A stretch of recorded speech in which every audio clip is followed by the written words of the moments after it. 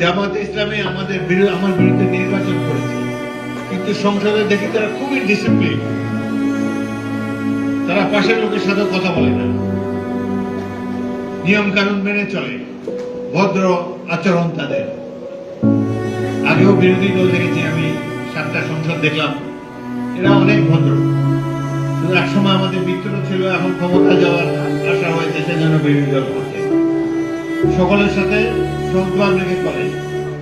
বাংলাদেশে যেখানে যাই হোক, প্রধানমন্ত্রী যেন শান্তির দ্বীপ হিসেবে গড়ে ওঠে, এটাই আপনাদের কাছে অনেক দল করার কারণে, এমনকি আওয়ামী লীগ করার কারণে কারোর প্রতি খড়গহস্ত হবেন না, কারোর সাথে খারাপ ব্যবহার করবেন না।